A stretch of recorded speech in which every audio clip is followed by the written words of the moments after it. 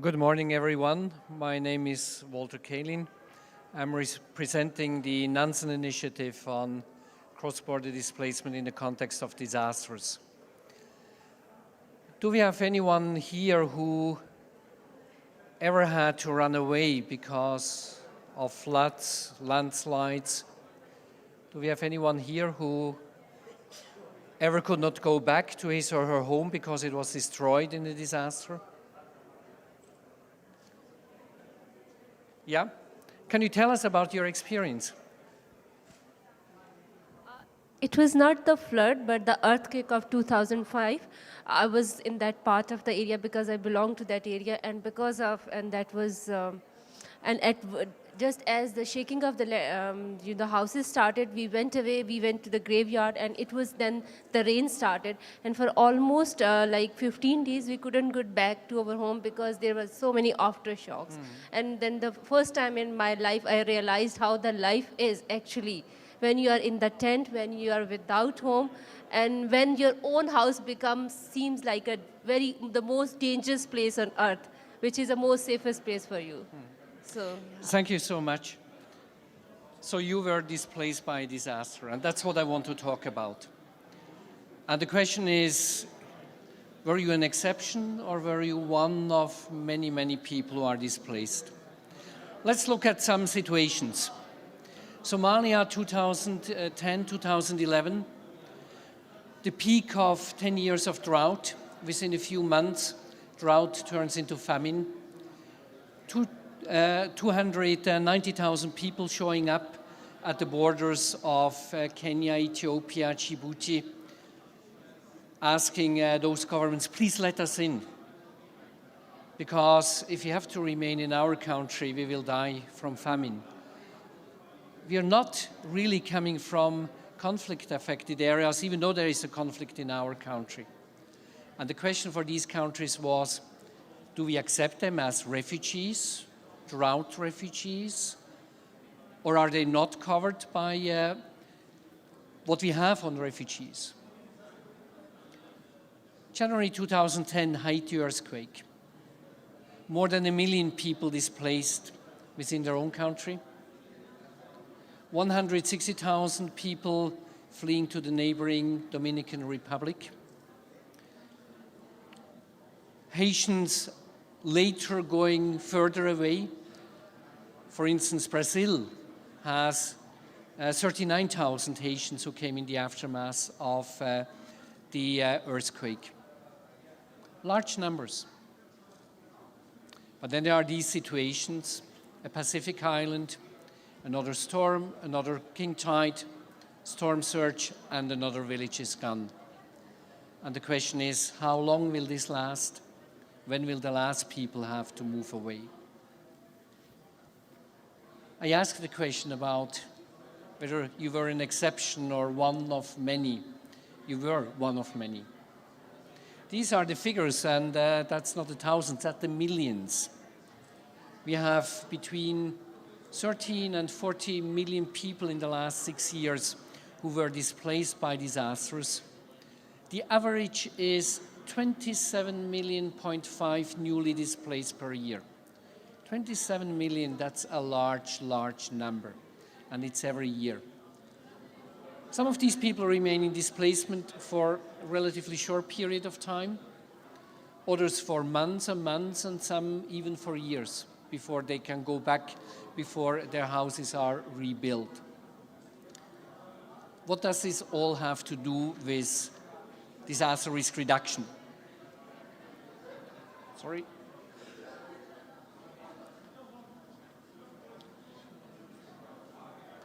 Let's take the example of what happened in Vanuatu last weekend. The question is, what could have been done before so that people are not displaced? Some reports say a quarter of the population of Vanuatu, a quarter of the whole population of a country is now in displacement. What could we have done before? Of course, disaster risk reduction, building codes, etc., but it's a poor country. And you cannot expect that everyone can live in a very strong building. Nobody expected a magnitude of the cyclone like this, but things could have been done. I was in Vanuatu 2 years ago. I discussed with the director of the Disaster Management Authority, and he said, yes, we had and we will have displaced people. But one problem we have is, where can we host them? Where can we put them? Because the government doesn't own any land on Vanuatu. All the land is owned by the families, by the clans. What we need to do is to identify land where we could temporarily host the displaced persons. We then have to negotiate and in that sense find a space. So that's one thing regarding preparedness for displacement. Find evacuation sites, find relocation sites, temporarily at least. And then of course, now that the rebuilding starts, do the rebuilding in a way so that next time not as many people will have to go away or displaced. Part of this preparedness sometimes is planned relocation. Planned relocation in the sense of looking at where are particularly vulnerable villages, where are the areas where people are at high risk, and then move them with their participation, with their agreement, very well planned processes. We know that relocation that does not involve the communities, that is not owned by the communities, very often are not sustainable, do not work. This is an example from Fiji. Fiji is in the process of relocating a series of villages away from eroding coastlines. So that's very much linked to climate change and sea level rise.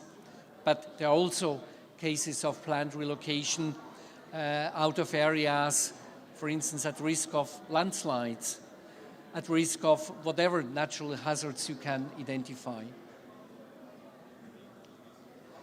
And then sometimes the best option for people is not to wait till really the disaster strikes and there is nothing left for them than to end up in a tent like you had to do. That's possible not so much when we're talking about earthquakes, sudden onset disasters, but it's possible when we're talking about slow onset disasters. I had a long meeting yesterday with President Tong from Kiribati, and he knows that these people, at least many of them, will have to move away from that very vulnerable island. And what he's promoting is a concept of migration with dignity.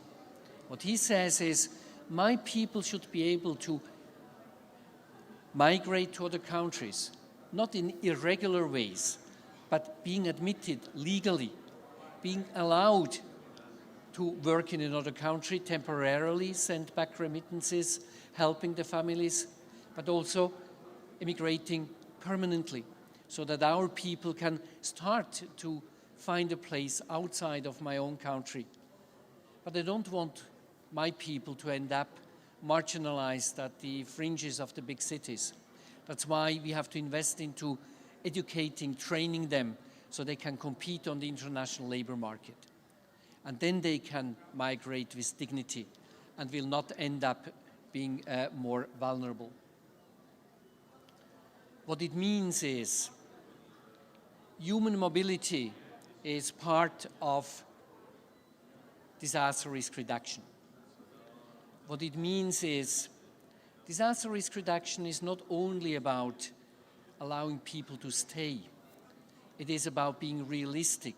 It's about accepting that sometimes people have to move, that they have to evacuate, that they will be displaced, that they sometimes have to relocate permanently in a planned way, and that sometimes they will have to migrate even abroad outside their country.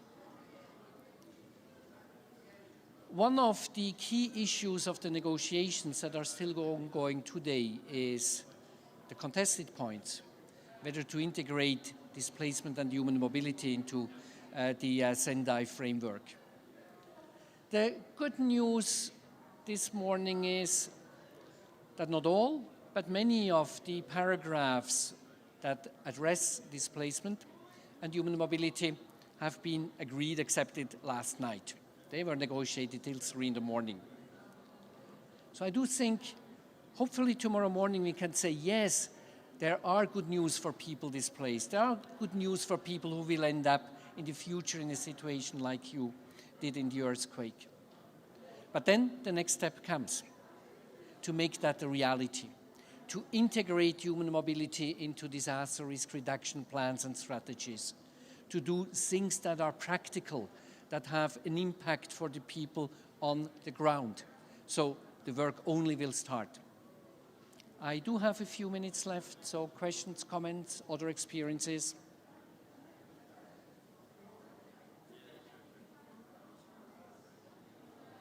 Any questions?